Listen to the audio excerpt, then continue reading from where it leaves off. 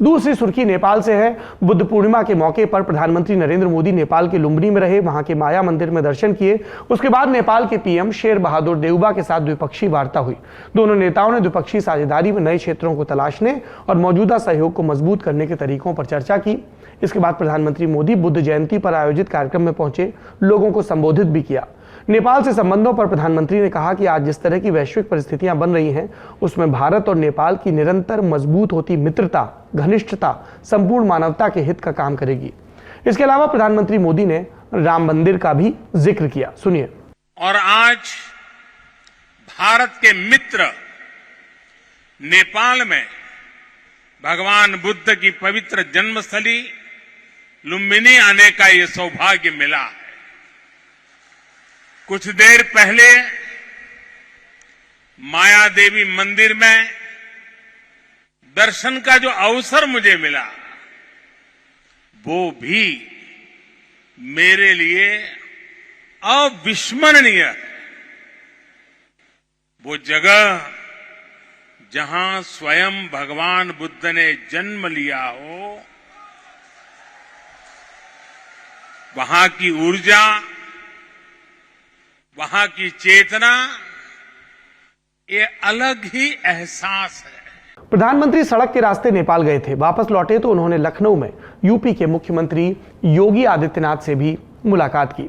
इस बारे में ज्यादा जानकारी दे रहे हैं हमारे सहयोगी अभिनव। शाम के वक्त प्रधानमंत्री मोदी लखनऊ पहुंचे प्लेन के जरिए और फिर वहां पर सीएम योगी और राज्यपाल आनंदीबेन पटेल ने उनका स्वागत किया। उसके बाद काफिला निकला और करीब 5 साल बाद प्रधानमंत्री मोदी फिर से 5 कालिदास मार्ग यानी सीएम योगी आदित्यनाथ के आवास पे पहुंचे, जो मुख्यमंत्री आवास है। मुख्यमंत्री आवास पे बड़ा दिलचस्प हुआ। मुख्यमंत्री आवास पे आज सारे मंत्रियों के साथ पीएम मोदी ने मुलाकात की। ये प्रधानमंत्री मोदी का चुनाव जीतने के बाद पहली बार लखनऊ दौरा था और वहां पर खास करके मुख्यमंत्री और सारे मंत्रियों के साथ मिलने का। दिलचस्प बात ये रही कि सबके साथ फोटो खिंचाई गई, सारे मंत्री एक कतार में बैठे, प्रधानमंत्री भी।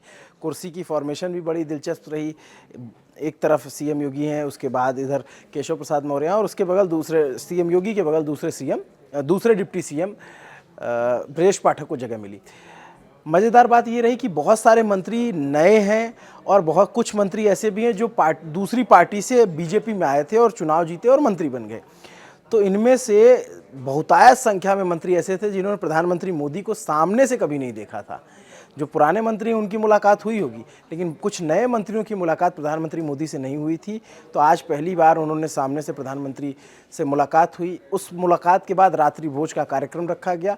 प्रधानमंत्री मोदी और सीएम योगी के बीच में भी कुछ चर्चाएं हुई है, जो बहुत सारी बातें बाहर नहीं आ पाती हैं, लेकिन जो मोटा मोटी ये चीज़ें सामने आई और राज्य के विकास को लेकर के कैसे काम करना, आने वाले आगे भी राष्ट्रपति का चुनाव होना है, राज्यसभा के चुनाव होने, तो इन तमाम चीज़ों की चर्चाएं होती रहती हैं।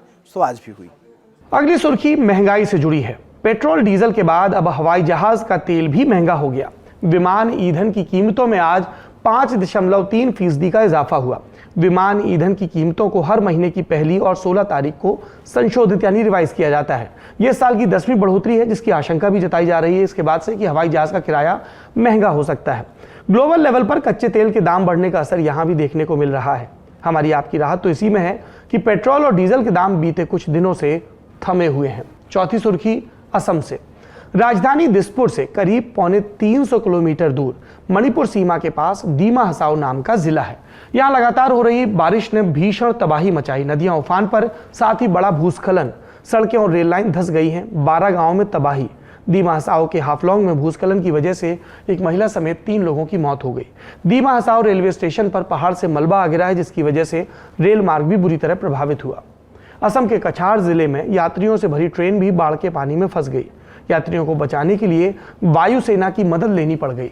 समाचार की तैयारी तक 119 यात्रियों की दूसरी खेप को भी बचा लिया गया था।